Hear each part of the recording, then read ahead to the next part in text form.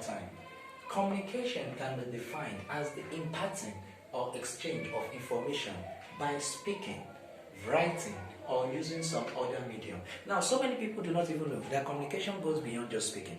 Communication can come in form of the written process, and it can come in form of other mediums. It could be in form of what? Gesticulations. It could be in form of what? Facial expressions. But let's not go there yet, because I won't want to rush my viewers at home.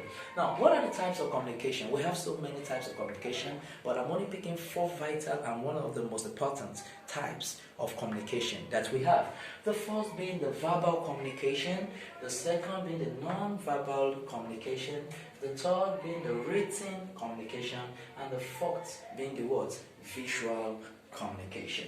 Now, when you look at the verbal communication, what does it say? It says it is the use of language to transfer information through speaking or signs. Now, I remember when we were growing up, our mothers do make use of what? Verbal communications to us. Especially maybe when they're in a fit of anger, when they're angry, you see them, they call us, they talk to us one-on-one. That's why they say it is what? Through transfer of information, through what? Speaking.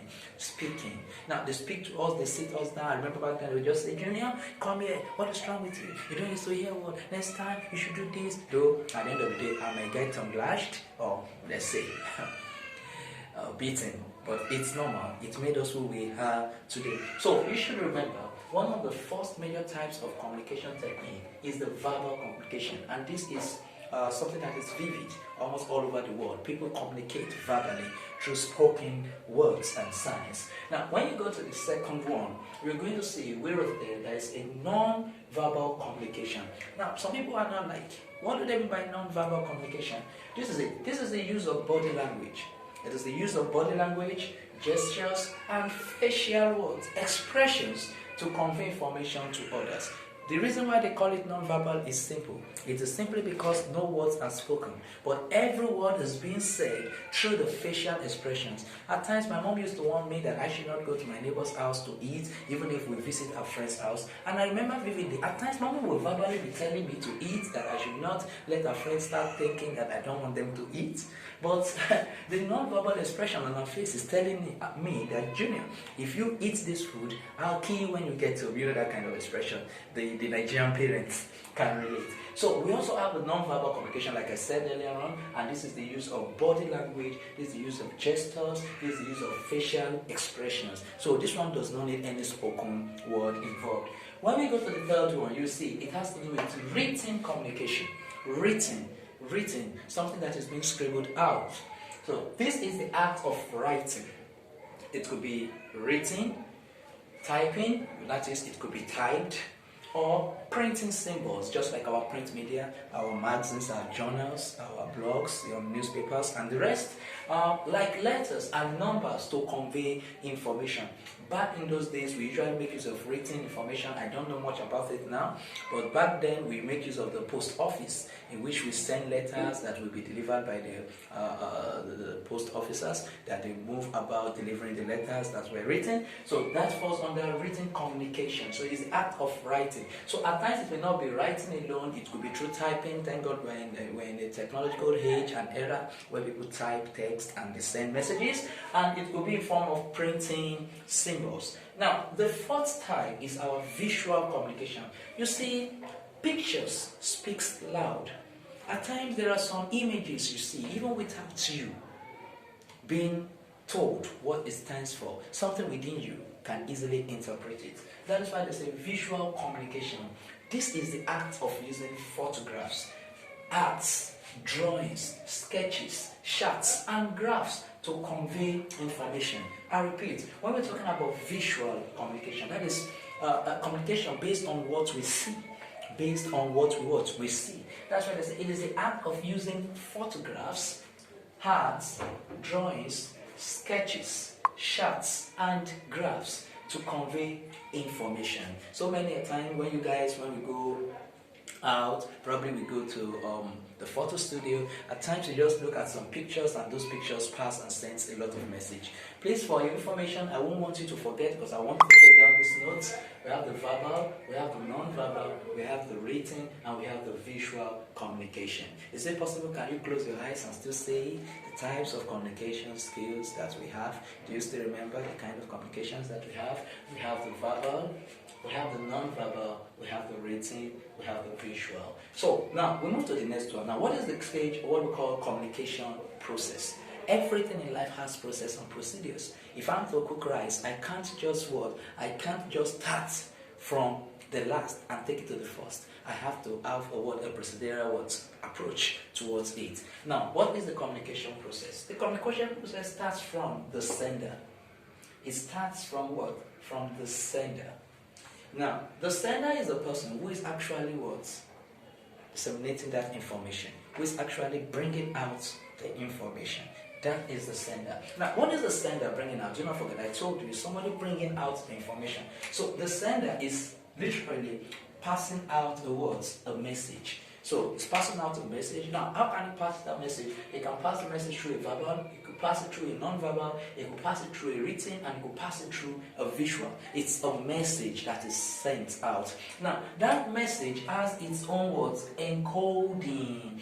It has its meaning. It has a relevance to the person who is sending it. That message has a relevance. It's encoded. Now, when we talk about encoding means hidden message. Something that is understood by the sender, and is meant to be also understandable to the receiver. Now, when the message has been encoded, probably what you would call secrecy, it has to pass through a media. That media is the medium through which the message passes. It could be through the print, it could be through the telephone, it could be through the fax, it could be through any means or medium. Now, immediately the media, when it's passed through the media, it needs decoding. What is decoding? Decoding is interpreting the message.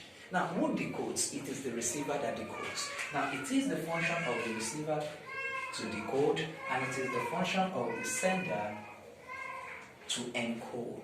So, the sender encodes, the receiver decodes. That means if there is any message or information that is sent across that is difficult for the receiver to decode, then it simply means something. It simply means there is no communication there. Then at the end of the day, when everything is easily understandable, you will now discover that there will be a feedback. Now, what is this feedback? Another name you can call it feedback is the response.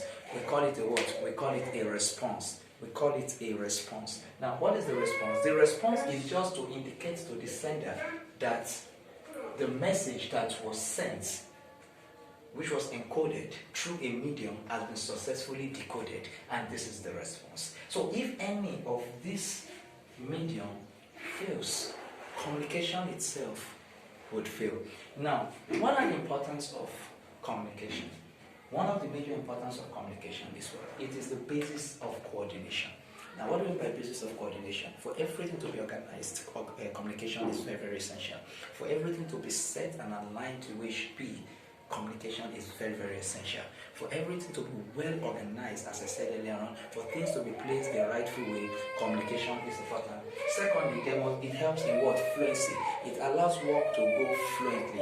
It allows work to go fluently. So whenever communication is involved, work will go fluently. There will be no misunderstanding that this message wasn't sent to me, this message wasn't passed across to me, this message did not get to me on time. You see, everybody will get the information. There will be free flow, just like we said here, of information. Everybody will work beautifully. Now, it also acts as the basis of Of decision making. What do we mean basis of decision making? When information are disseminated and there's always a feedback, to make decisions will be very, very easy, and it will be prompt. Apart from that, it also increases managerial efficiency. Most of the bosses that we have today, their major problem is that informations are not passed out.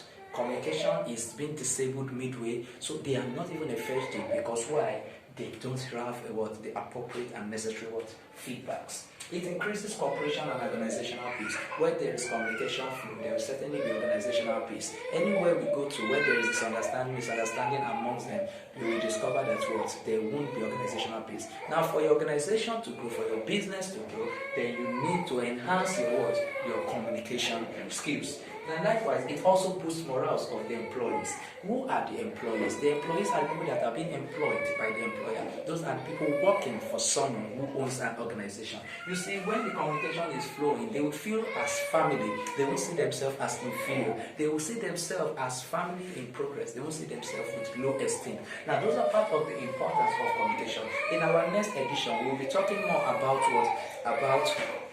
the communication that we are talking about. Now, lastly, before we move to our volume 2, we are going to talk about the skills involved.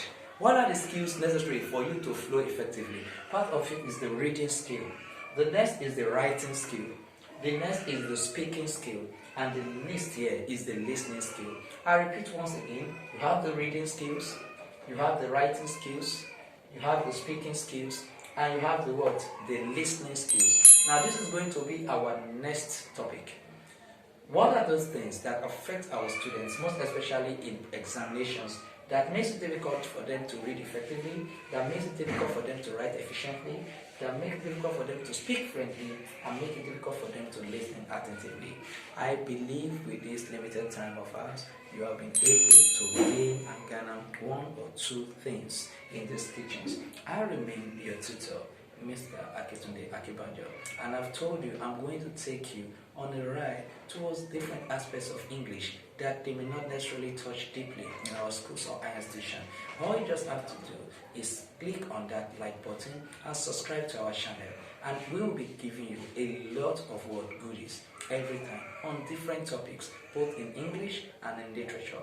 What you need, watch out most especially for Literature 2020 test that will be coming from our studio here. I remain Akitunde Akibanjo, representing the Einstein's Wordsworth Tutorials. Thank you very much. Have a lovely day, and once again I tell you, success.